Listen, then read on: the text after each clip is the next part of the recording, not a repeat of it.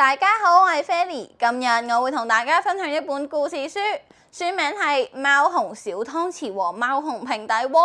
喺開始之前，邀請你哋先撳個掣 subscribe 咗我嘅 channel 先啦。如果準備好，我哋就一齊睇下呢本故事係講咩㗎咯。貓熊小湯匙和貓熊平底鍋。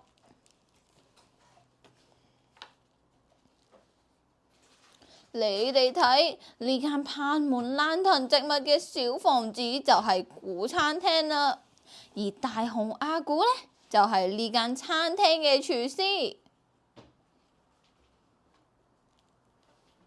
最近阿古成日自己喺餐廳裏邊發呆，有時仲會喺度嘆氣添，根本就提唔起精神去整嘢食。咁係因為餐廳最近都冇乜客人上門，仲係空蕩蕩嘅。呢一日，阿古又自己仆喺個廚房嗰度，喺度唉聲嘆氣啦。某一日，當阿古好似平時咁樣喺度洗緊佢個平底鍋嘅時候，傳嚟咗啪嘅一聲喎。原來阿古唔小心太大力，截斷咗個鍋嘅手把。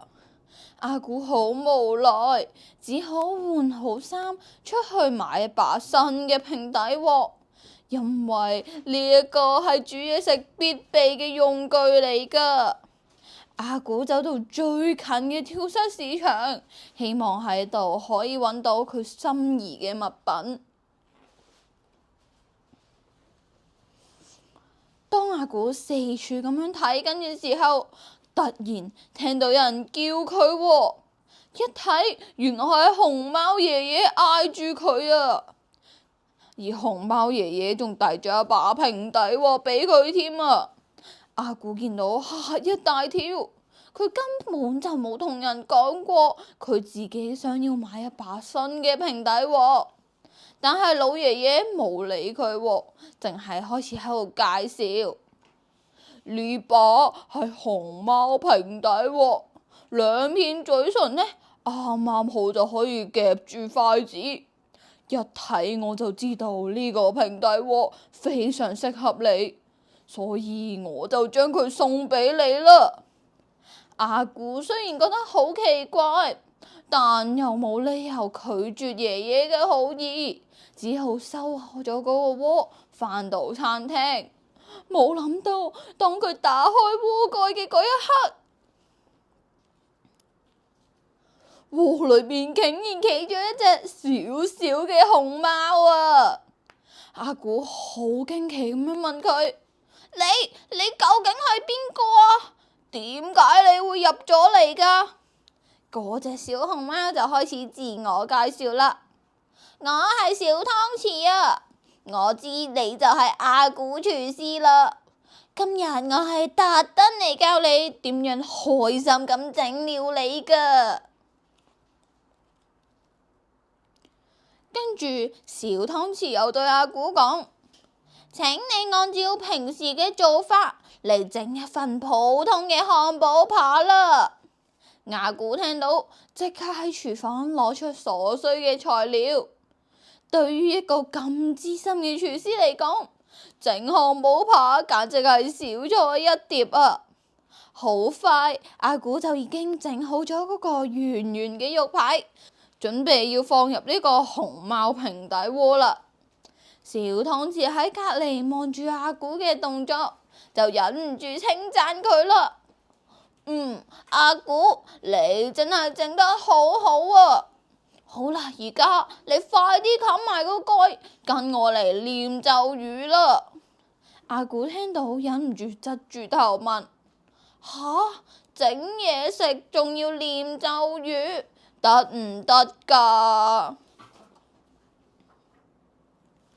小湯匙冇理阿古嘅疑問，自己冚好咗個鍋蓋，就開始念佢嘅特別咒語啦。阿波派，波後派，嘣嘣嘣，熊貓咒語，啪啦嘣。跟住落嚟就換到阿古唱啦。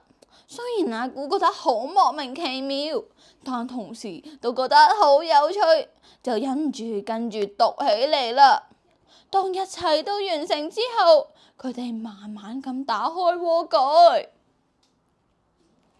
結果平底鍋裏邊竟然出現咗熊貓漢堡扒。阿古忍唔住讚嘆：哇，實在太犀利啦！我都冇擺其他特別食材落去，佢竟然已經幫我自動擺好盤啦！跟住落嚟嘅一整個下晝，阿古同小湯匙都用呢一個熊貓平底鍋做咗各式各樣唔同嘅料理，而每一次呢，佢哋都有一齊念咒語喎。好快，成個台面已經擺滿咗又可愛又好食嘅熊貓料理啦！每一樣料理，唔理係前菜、主菜定係甜品，都做得有模有樣，而且味道更加係非常出色啊！旁邊嘅小湯匙見到就忍唔住點點頭：阿古，你做得真係好啊！咁樣我就放心俾你自己用平底鍋啦。不過有一點，你一定要好好記住喎，就係要每一日洗好嗰個平底鍋，要洗得乾乾淨淨啊！唔係，唔好嘅事情就會發生噶啦。阿古雖然唔明白，但係都照樣點點頭，決定要跟從小湯匙嘅說話。第二日，古餐廳就推出咗用熊貓咒語製作嘅料理，呢啲料理非常好食，所有動物都好鍾意啊！而呢一間餐廳呢，都好快就變得非常出名，好多人都會推薦別人嚟食。餐廳從來未試過變得咁熱鬧㗎。當然啦，從嗰時起，阿古每日都非常忙碌，非常疲累。而某一日，當阿古收拾好所有嘢之後，竟然不知不覺咁喺廚房瞓着咗喎。佢完全唔記得咗要清洗廚具啊！當然啦，佢都冇洗嗰個熊貓平底鍋。冇幾耐之後，平底鍋裏邊發出咗一啲怪怪嘅聲音，不斷咔嚓咔嚓咁，好似有嘢嘗試推開個蓋喎。阿古俾呢啲聲音嚇醒咗，佢戰戰兢兢咁樣行去嗰個平底鍋旁邊，然後小心翼翼咁樣打開平底鍋個蓋。一打開，成千上萬嘅小熊貓喺嗰個鍋裏邊湧咗出嚟啊！阿古嚇呆咗，完全唔知道應該要點樣做。呢啲小熊貓跑到去餐廳嗰度，周圍亂跑，周圍搗亂，周圍亂咁抌嘢，搞到成間餐廳都變得亂七大八糟咁。食材被打翻，而啲家私呢都全部冧低晒。小湯匙同埋阿古只可以企喺廚房裏邊望住呢一切嘅發生。終於，當佢哋反應過嚟嘅時候，小湯匙喺佢嘅口袋裏邊急急忙忙咁拎咗一塊大嘅3白竹葉出嚟。然後再指示阿古要用呢一塊竹葉清洗好呢個平底鍋，而且要即刻洗好佢啊！當個鍋一洗好，小湯匙就拎住嗰啲3白竹葉一齊跳入個鍋裏邊，開始大聲咁喺度嗌：3白竹葉，竹葉沙沙，沙沙沙，快啲返嚟啊！唱咗幾次之後，嗰班小熊貓就好似一啲 BB 咁樣，咿咿呀呀咁樣叫住，一個接一個咁樣爬返落個鍋裏邊啦。直到最後一隻小熊貓都走到入個窩裏邊之後，小湯匙就即刻指揮阿古：快啲啊，快啲啊！而家即刻冚埋個蓋，唔係就會嚟唔切噶啦！阿古急急忙忙咁樣將嗰個蓋冚喺平底鍋上邊，然後再牢牢咁樣壓實佢，直到平底鍋裏邊冇晒聲音，佢先慢慢咁樣打開啊！冇諗到所有小熊貓都消失晒。然後鍋裏面出現咗一個好大、好脹、睇起嚟好好食嘅熊貓麵包。阿古仔細咁樣揾，仲發現咗有一封小小嘅信添。